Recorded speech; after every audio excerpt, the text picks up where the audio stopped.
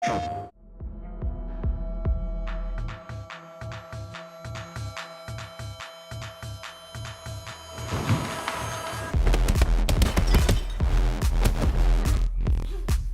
Mei has explosiveness that corresponds exactly to what I wanted for this story of revenge.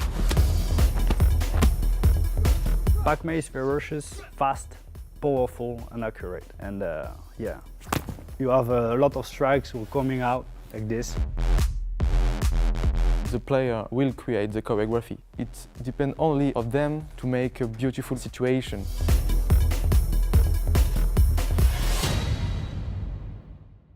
When I was 14, I went to China with my father, get back in France and start learning Chinese in school. So I find some master in France, but I didn't find the right master and the right style for me in France. So I went to China and I find Pak Mei in Foshan and I start learning with this clan. The right master is Lao Wei San. I wanted to be better and start to be one of the best. One day I became master myself. Most of Kung Fu we see, it is like what Jet Li is doing, it's like opera Kung Fu.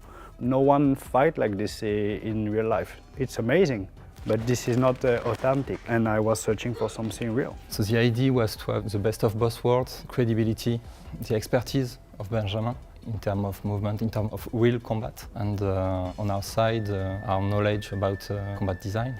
For me, it was natural to integrate Benjamin's Pak Mei into our game, to use his moves as an inspiration for our main character's animation. I bring some specifics in the mechanics of the gameplay, the interaction with other NPC. I create a movement of 3 weapons for the main character, the baseball bat, machete, and the staff you will see is Pak Mei from Foshan.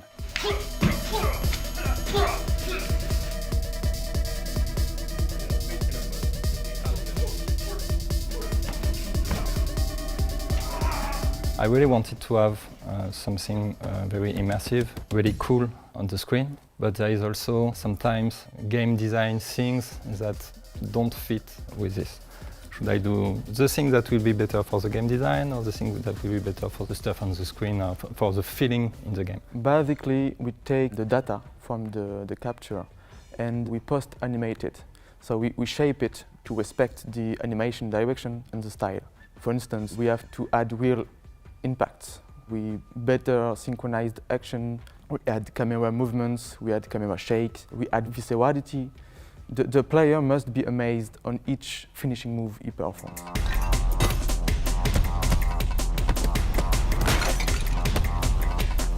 Some move we changed a little bit because it was making sense when we were doing like this, like a stab. Yesterday we do a stabbing technique and I needed to finish the NPC with a stabbing technique, and at the end I thought, oh no, it will be good to just cut the throat. And I just changed the technique like this because in the action it was feeling more like this.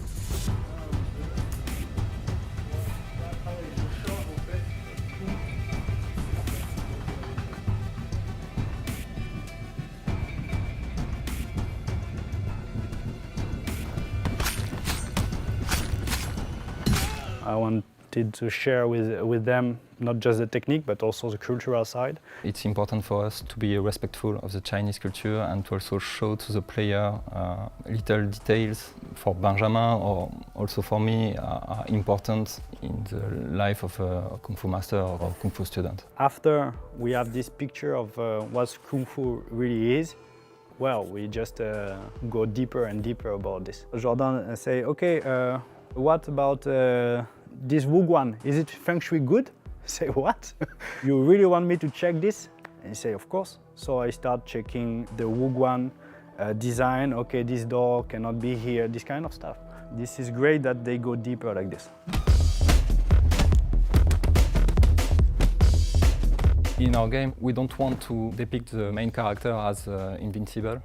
We want the player to have pressure, to be surrounded by multiple enemies. Any mistakes of the player can be deadly. And I came with one idea, 2 ideas, 3 ideas. Say, okay, this one is the greatest one, this is what we want, and we just move forward like this all the time. Actually, there are I don't know, maybe 160 moves only for the main characters. Each move was designed for a particular situation. It needs to be effective, it needs to be credible, and it needs to be beautiful. The player can, I don't know, just rushing and evade, but he can also kill all of them with style. That idea is the art of Sifu.